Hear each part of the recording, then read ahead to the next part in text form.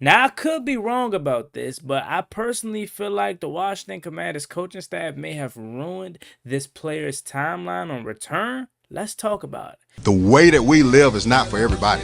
Nah, that ain't it, y'all. How do you think the rest of Jaden Daniels' career is going to go? If we're, 6, 7 games into Jaden Daniels' career and he's already milking injuries, like... Stop saying my name, you dick riding bastard.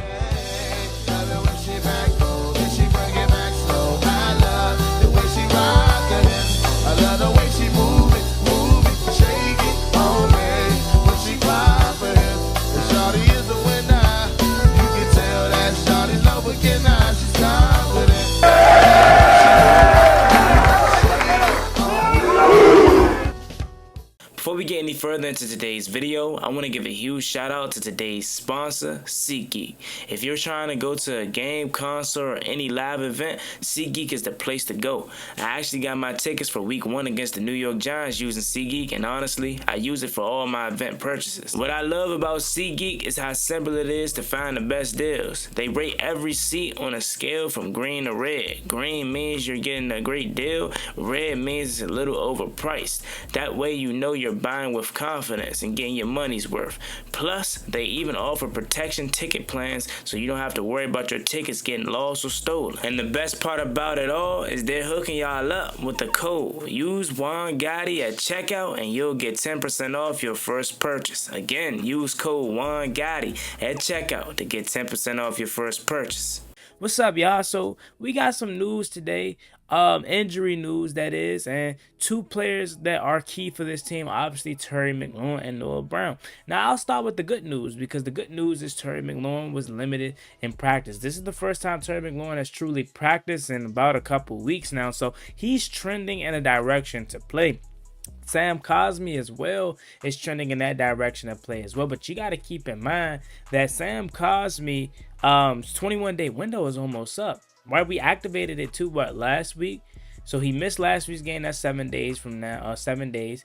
Then he missed yesterday's game. That's 14 days. So I think he has to play this week or be activated in some capacity this week in order for him to stay on the roster, or if not, he'll probably have to be out for the remainder of the year. And I don't necessarily see Washington allowing that to happen. I don't think you activate him at any point if you felt like you weren't going to be ready to have him suit up. So I expect Sam Cosmi to play this week, or at least be activated if they're smart, if they want to avoid the penalty of not having him activated. I think you just have him activated and suited up for the game, not necessarily meaning he has to start.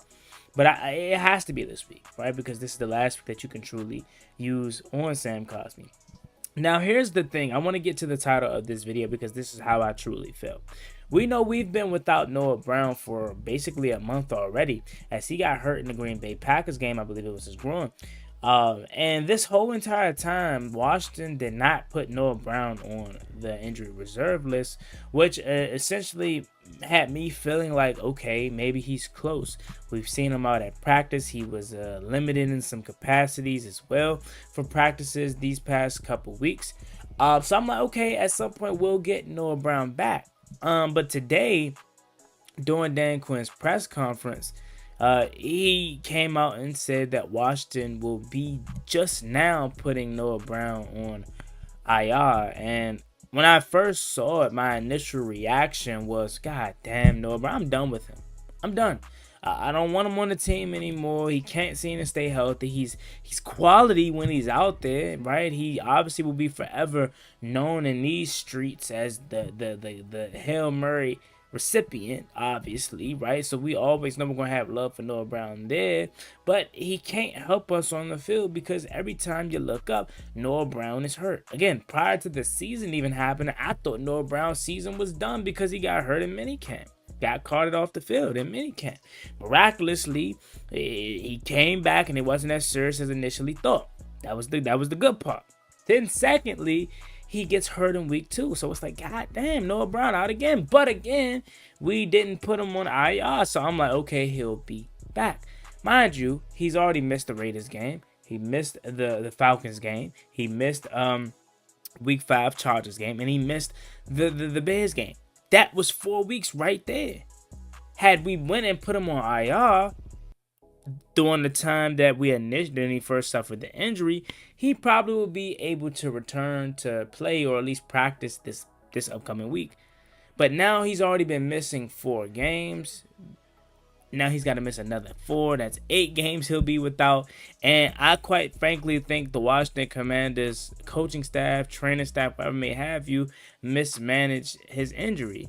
I'm going to be honest with you. This feels very Curtis Samuel-ish to me. Remember when Curtis Samuel a few years ago under Ron Rivera, when we knew he really was not ready to play, but they instead putting him on IR, they kept him, having him work out, blah, blah, blah. And initially, he wasn't right that whole entire season because we didn't do the proper thing from the beginning. And what even makes me feel more confident in my approach is DQ said today, hindsight, when he was asked, now that Noah Brown's going to be out for another 4 weeks and he already has missed 4 weeks, would you have put him on IR? And Dan Quinn said, hindsight 2020. What does that mean? Obviously, when you say hindsight 2020, that means you would have done what you, looking back on it now, you would have done that. Essentially what Dan Quinn is saying. Hindsight 2020, if I know what I know now, yeah, I would have put him on IR. But again, I was holding out hope that it wasn't as serious as it was. He was responding well at some points, but he quite frankly just didn't respond as well as we thought.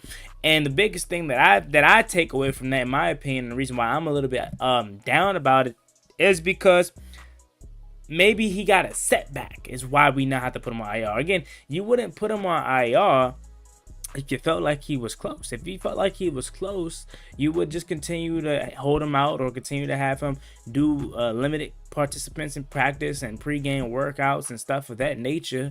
But this right here makes me feel like he had a setback, and I can only kind of blame, and again, I don't know for sure, but I can only kind of blame the approach or the plan that was placed for him originally because now he's on IR and he's missing another 4 weeks and he's not going to be doing anything.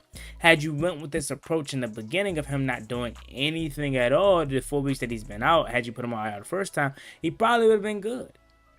But now we'll be without Noah Brown for the next 4 weeks. And I know you're probably looking at me like, Juan, this ain't no loss to me. I'm used to being without Noah Brown already. And touche. That's how I feel, and that's why I think his tenure is up here in Washington. And it pains for me to say this because I was a big Noah Brown fan. Maybe I got to stop being huge fans of these mediocre receivers because I was a huge fan of Michael Gallup. Nothing has transpired with him. Obviously, he got cut and he made the roster. I was a huge fan. I said, hey, y'all keep sleeping on Noah Brown. Y'all keep sleeping on Noah Brown.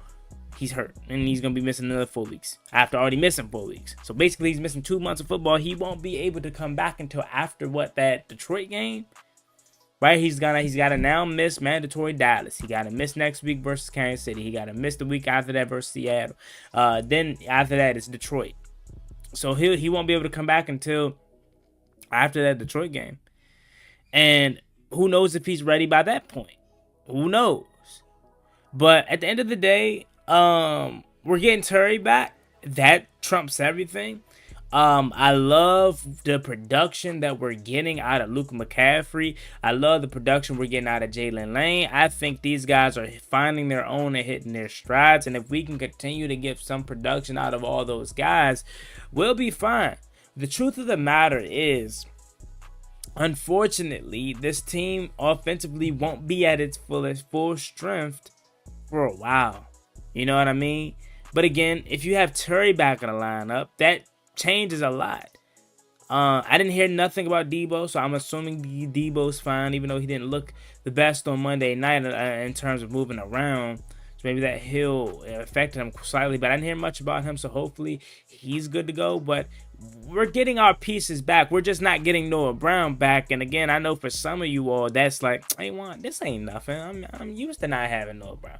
I know, but it is a player that I would rather have out there than Chris Moore. But at the same time, Chris Moore is inconsistent as always, finds a way to make a play and then don't make a play. So it's tough. It's tough, and we'll see how he responds. But that's just how I feel. I feel like the coaching staff, they now realize that maybe they mismanaged Noah Brown's injury, because had he put him on IR to begin with, he probably would be ready to come back now. But you got to think, not only did they not put him on IR, but they kept having him practice, whether it was on the side field, whether it was limited capacity, whether it was pregame work. And again, I think he had a setback. He re-aggravated something, because you don't now put him on IR after already being out 4 weeks if you don't feel like it wasn't nothing serious or it was nothing further wrong with him. You feel me? But let me know what you guys think about this in the comment section down below. It sucks to be without Noah, but again, we're used to it. Who do you think needs to step up? Terry's coming back. Hopefully Sam Cosme's coming back. So we're getting our key guys back, but we definitely are going to be missing a receiver that I felt like could have helped. That being said, as always, been boy Juan Gotti. Make sure you like, comment, subscribe to the channel. I want to roll to 12,000 subscribers. We greatly appreciate me reach that goal as soon as possible. Thank you so much. Have a blessed one. Stay safe. Be easy out there. Peace. Never gave up on ballin' like I'm D-Sean, throw the bomb, G. That's IG, my jersey never seen a line.